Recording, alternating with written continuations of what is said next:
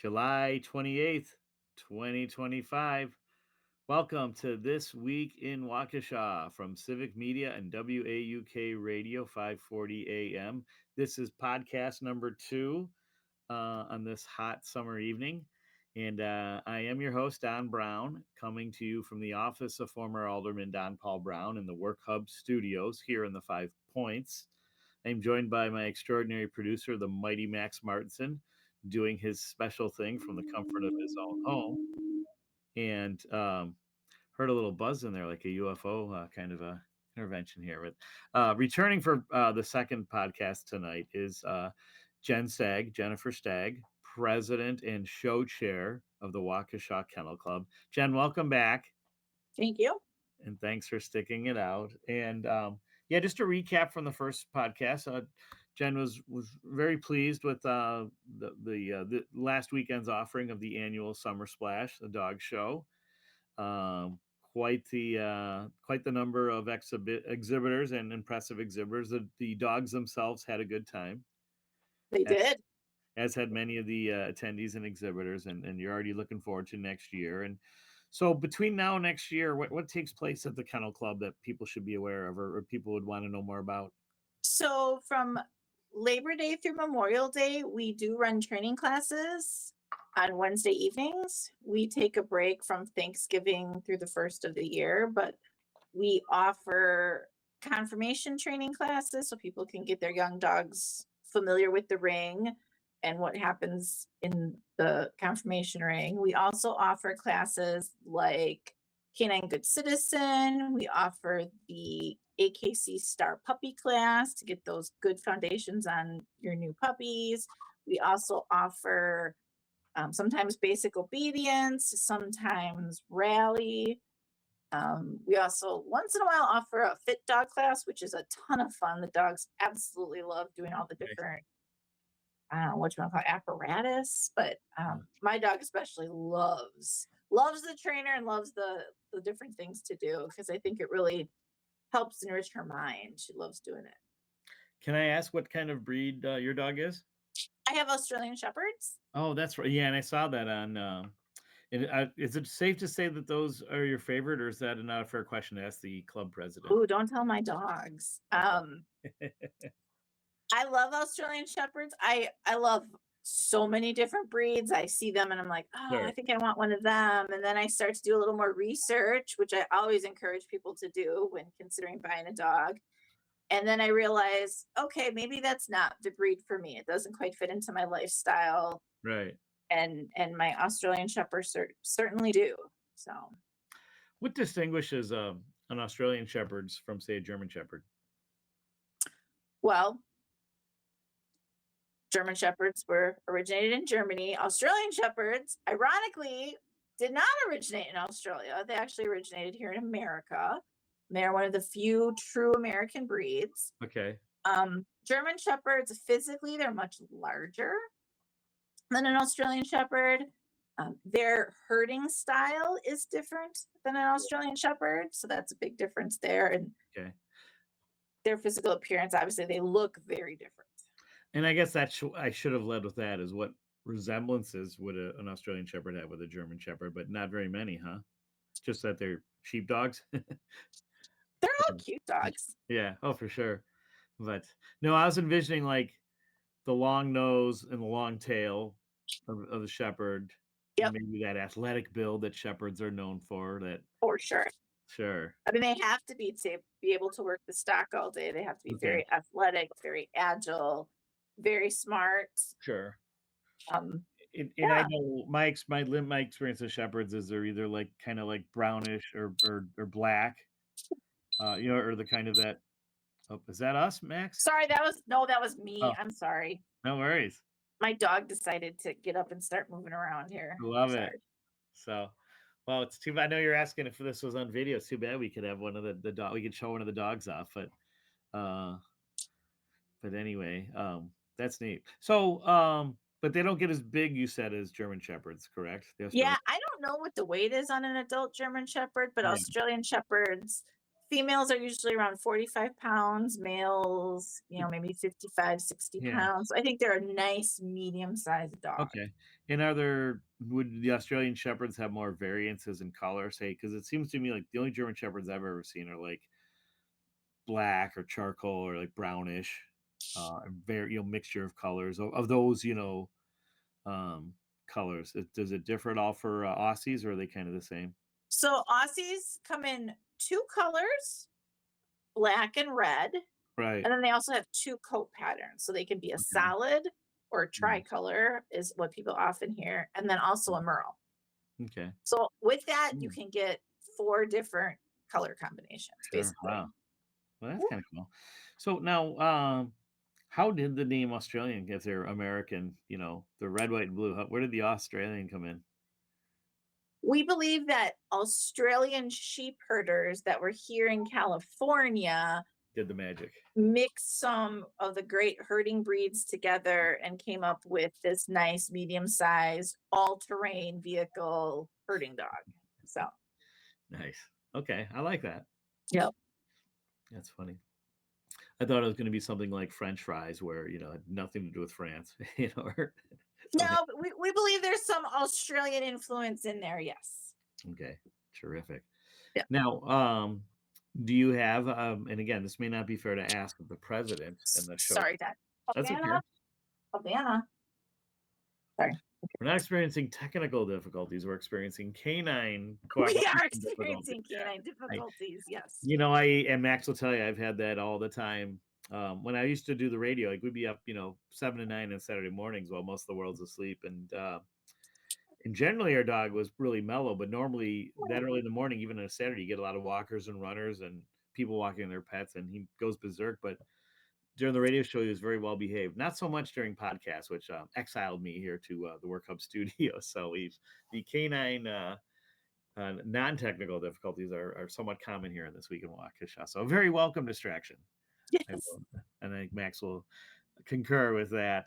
So, but yeah, and again, this may not be a fair question to ask of the club president and the show chair, but do you have any other like favorite breeds or a top 3 or 4? Oh, well, definitely. I love miniature bull terriers. Okay. I am hoping to someday add one to the family. Nice. Oh gosh, how do I even narrow it down? One of our best in show winners over the past weekend was a Portuguese Pedango, which is a very interesting small dog in the hound group. Sure. Cutest little thing ever. He was such a Right. little showman, and I was like, Okay. "Can someday I'll want a smaller dog." So he was pretty cute. Yeah. But yeah, I really do love the herding breeds a lot. I love we had the national specialty for the Spanish water dogs this past weekend. That's a breed I really love. Okay. I love the corgis. Everybody knows a corgi. Yeah. They're pretty cute and great too. So very lovable. Yeah, that is a tough question actually. Sure. When I was a little girl, I always wanted a Dalmatian, like all little girls who've seen 101 Dalmatians, right? And our location host here in the office of former Alderman Don Paul Brown, Work Hub Studios, Mary Jane Sanchez, just had to say goodbye to her, shall we say, grandson. Her son had a Dalmatian that after many years of precious life moments they had to say goodbye to him this morning. So just this morning. Thoughts go out to them. Yeah, it was either this morning or last night, but I know it was before I left for my class reunion. Mary Jane had told me that the dog was in her final moments throughout the weekend. So, and I know as a family, I had to say goodbye to our dog of 15 years, about 7 years ago now, or maybe 10 years. That she's Molly's never far from our hearts and thoughts. So, so besides having a dog, what is required to get membership to the Waukesha Kennel Club? I'd have to really read our bylaws. I don't even think it's required to have a dog to be a member of Waukesha Kennel Club. If you were passionate about them and you love working with them or wanted to help them. Okay. So we definitely, even with the events that we do run, we have things that people who don't have a dog can certainly do. So our club meets, we have general membership meetings once a month on the second Thursday of the month. Okay. And our requirements are to fill out an application, to have that application read at 2 meetings. So they have to attend 2 meetings. Okay. And then the membership votes on accepting the new member in. Sounds great. And I'm looking at the membership dues, and they look very reasonable. Um, $30 for new members, 18 for adults. So that's Yep. great. And then it's a $25 yearly renewal. Okay. Oh yeah, very reasonable. And um, is there still, there's always this, I don't, stigma's not the right word, but this kind of reputation as, pure breed, um, living or raising or is kind of an elite thing or a higher class type of thing, but really anybody can participate, correct? Or be a part of that, of the purebred, dog community. Is that fair to say? Absolutely. Absolutely.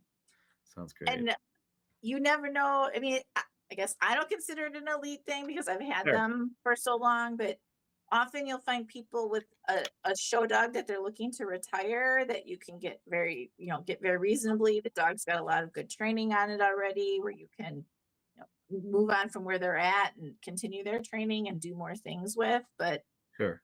I would say we're a very open, welcoming environment. We love meeting new people and learning about what they do with their dogs. Sure. And before I forget to learn more, you can visit waukeshakennelclub.org. Yes, And that's kennel with 2 N's, 1 L. Did I get that right? you did. Yes, That's great. So, and we all know how to spell Waukesha. So, I hope so. yeah. And how many members do you have currently? I think we're up to around probably 40 members. Okay, Maybe nice. 40 to 50, I would say. We have some very active members and then some Right. not so active Like members, but anything else. Sure. yeah, we Sure. have a really great core group of people who are really passionate about the dog sports and continuing to educate the Yeah. community on the joys of owning dogs. Now, is it all hands on deck for the annual summer splash, or at least you have at least half the members that are actively volunteering to put it together and work it? All hands on deck, all significant others on deck, Wow. all grandchildren on deck, all Sure. neighbors. Yeah, it is a huge, huge event that we hold at the expo. But Nice. my team is fantastic. We work so well together, and it's a pretty smooth event, at least to the public. Behind the scenes, we might be running around crazy, but we work so good together that it all comes together. Oh, that's great. I love hearing that. And do you have events or great interactivity with the other kennel clubs around the area or throughout the state, perhaps, or region? I'm sorry, what was that? Do you have any type of activity in terms of like events you do together, or do other kennel clubs attend your summer splash from like neighboring communities? So members of other kennel clubs might come to the event, but not necessarily. It's not The really a clubs themselves. cooperative event. I guess Okay. on Friday Well, we do have some specialty shows on Friday, and okay. so those are breed specific shows, Sure. and Sure. they fall under the umbrella of the combined specialties of Greater Milwaukee. Okay. So they do come in, but otherwise, Sure. no. Well, We have 2 big events a year that are Waukesha Kennel Club run events. okay. And that's summer splash, and what's the other one? Our other event is our May Fast Cat event, which we hold Uh, at Manuka Park. oh, nice. Um, I want to say it's the 3rd weekend in May typically. Sure. Sure. Um, Okay. Yeah, I guess the bigger question I was trying to ask earlier is not necessarily, I mean, in addition to like if they come to the summer splash or the May event, but is there much collaboration or other type of interactivity with members from other clubs or the other clubs in the area? Or not really, kind of our collaboration more comes in. We do volunteer at each other's events to help, make them nice. happy Okay. for sure. Sure, sure. Yes. That's terrific. How many kennel clubs are there in Wisconsin? Do you know? Oh, I have no idea. Or That is a no, really good how about question. Milwaukee area or Southeast Wisconsin? Well, there's Cudahy, Racine, Burlington. I was gonna guess Burlington for sure. Yes. Janesville, Beloit, Badger, which is in the Madison area. Yeah, I know Badger. Yeah. Nice. Winnegamie is up in Appleton. Yeah. Packerland is in Green Bay. Can't tell by the name. So Yeah. I'm not as familiar with like the northwestern part of the state. I don't get up there so much. Yeah. Marshfield has a kennel club. Paper Okay. Cities has a kennel club. Nice. Cooley Kennel Club is in the Eau Claire area. So yeah, there's quite a few, I guess, when I really start thinking about it. Sure. I mean, there's a dog show almost every weekend. Yeah. Between Minnesota, Wisconsin, and Illinois. So I typically only travel about 2 hours away for a dog show because, like you said, I have a lot of other things going on in life too. But there are people who they're out there showing every weekend, going to event after event. So. Sure. That's neat. Yeah, you'll appreciate this. As a friend of mine when I used to live in Chicago, is a professional musher up in Alaska. That's awesome. He has a kennel, Laughing Eyes Kennel in Tok, Alaska. It's like 5 miles from like the nearest human being, and he's finished consistently in the top 25 every year. He won the Yukon Trail one year, and was sponsored to also compete. He skipped Iditarod one year to compete in a race in Norway, and one of his revenue generators is I don't know if he does it so much anymore, but in the off season in the summertime he would travel around like 5 or 6 different states putting on presentations at schools, and the money he made from those events would finance all of his work with his kennel and with his mushing. But a young man who was once a boy he was in the Boy Scouts, so he loved being outdoors and always loved dogs, and then at some point he started reading James Michener novels, and just like that was his calling, was to go to Alaska and really be a dog man his whole life, and a musher and all things dogs. That's great. Yeah. So it seems like you're in a similar track. I mean, not racing, but you're not. But in terms of like raising them, shall we say, and promoting the different breeds and the events. And I imagine there is a fair amount of education to your mission. And the club offers educational events throughout the year, which are open to the public as well. And we try to always have them posted on our calendar on our website. Right. We have things coming up. As of right now, there's nothing scheduled, but I know in the near future we'll have some things we're adding to our calendar. That's terrific. Yeah. Well, it sounds like it keeps you very busy. And but it's great to hear that you do find time to enjoy the best that Waukesha has to offer. Yes, for sure. You and your boyfriend. And any like what advice do you have for dog owners, whether they be mixed breed or pure breed, on like just things that people, even the most experienced dog owners, aren't thinking of every day? Well, always, taking time to enjoy your pet and develop that relationship with them, doing those things that maybe, whether it's a purebred or a mixed breed, whatever those breeds are, those dogs have instinctual behaviors and they enjoy doing the things that they're bred to do. My dogs love to chase things. Yeah. But you also have dogs who love swimming or love hiking or playing different games like fetch or tug or find. It's a fun game, especially if you have like a hound dog that uses its nose all the time. They love games like Find It. Going to classes that you can do some training with your dog. Yeah. Socializing with your dog. It's always fun to find a nice local establishment with a patio where you can sit with your dog and enjoy some good food. So sounds things great. like that. Terrific.